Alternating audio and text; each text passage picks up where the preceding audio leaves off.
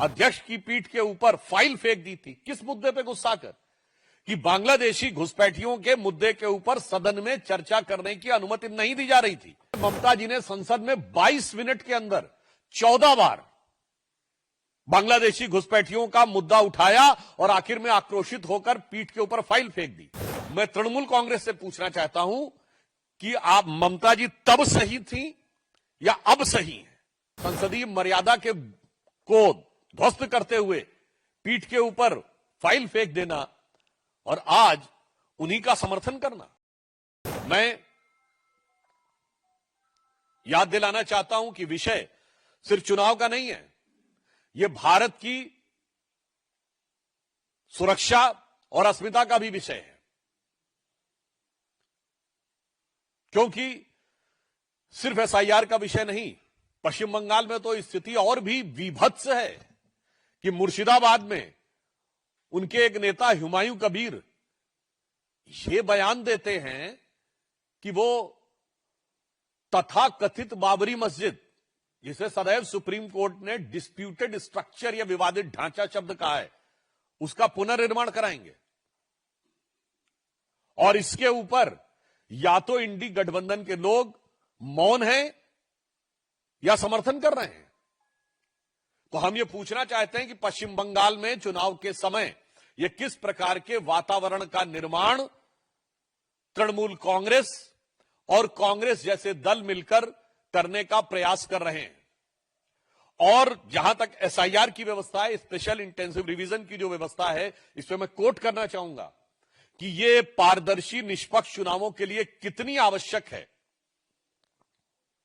कि बाबा साहब अंबेडकर ने 18 अप्रैल 1950 को संसद में अपने भाषण में स्पष्ट रूप से कहा है कि परंपरा तो यह थी कि हर 6 महीने में मतदाता सूची का संशोधन हो, परंतु व्यवहारिक दृष्टि से इसमें संसाधन और समय बहुत लगने की संभावना रहती है, इसलिए कम से कम साल में एक बार मतदाता सूची का संशोधन होना चाहिए ताकि व्यवस्थित ढंग से पारदर्शी चुनाव हो सके। बाबा साहब Ambedkar in parliament of India on 18 अप्रैल 1950। और ये बताइए, लोग कहते हैं 20 साल बाद भी नहीं होना चाहिए। तो हम पूछना चाहते हैं कि संविधान बनाने वाले हमारे संविधान निर्माताओं ने और ड्राफ्टिंग कमेटी के चेयरमैन बाबा साहब अंबेडकर ने जो विचार व्यक्त किए थे, आप उसके खिलाफ क्यों खड़े हैं?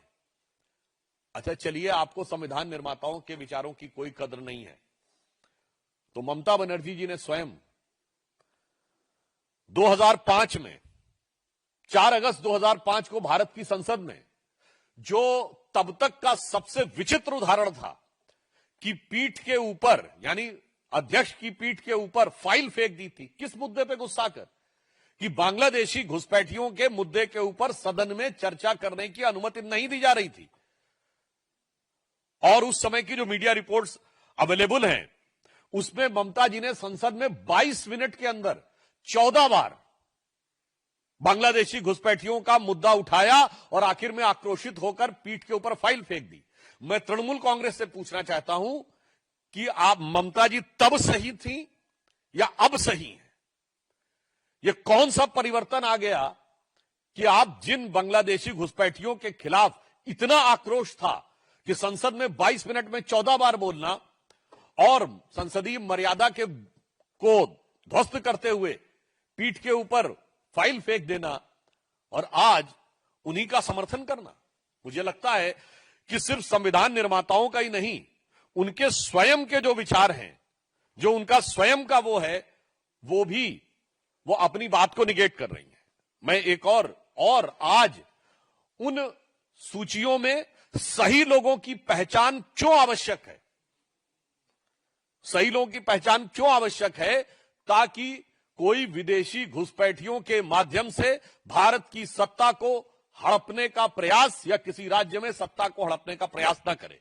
इस संदर्भ में मैं पुनः ममता बनर्जी जी के द्वारा भारत की संसद में इसी दिए गए एक बयान को आपको सुनाना चाहता हूं। लेकिन एक बात जरूर कहना चाहती हूँ कि आइडेंटिटी कार्ड होना जरूरी है सिटीजनशिप के लिए, और इसको हम लोग पूरा तरह से समर्थन करती हूँ और करते जाऊंगा। और सिटीजनशिप गाइड बनाने होगा एक कंट्री में, और नहीं होगा तो ऐसा और मनी पावर मसल पावर और जो माफिया पावर है, इसमें इलेक्शन नहीं होने वाला है आने वाला दिन में। इसके लिए मैं इसको सपोर्ट करने चाहता हूँ। अब बताइए, वो स्वयं कह रही हैं कि आइडेंटिटी स्थापित होनी चाहिए, क्योंकि उस समय आई कार्ड ही होते थे। सही मतदाता कौन है इसकी पहचान होनी चाहिए, अन्यथा मनी पावर, मसल पावर और बूथ रिगिंग के द्वारा चुनाव को कैप्चर करने का प्रयास किया जाएगा। और आज दुख का विषय है कि बिहार का चुनाव इतने अच्छे ढंग से संपन्न हुआ। किसी दौर में बिहार के चुनाव में बहुत सारी हिंसा की घटनाएं आती थी, कुछ नहीं हुआ। आज पश्चिम बंगाल के ही चुनाव में सबसे ज्यादा हिंसा की घटनाएं आती हैं। तो अब पूछना चाहते हैं कि ममता जी, आप तब सही बोल रही थी या आज सही बोल रही हैं, या जो चरित्र दिख रहा है इंडी गठबंधन का, कांग्रेस पार्टी का और तृणमूल कांग्रेस का, इसी कारण से भारत की राजनीति में विश्वसनीयता का संकट उत्पन्न हो जाता है।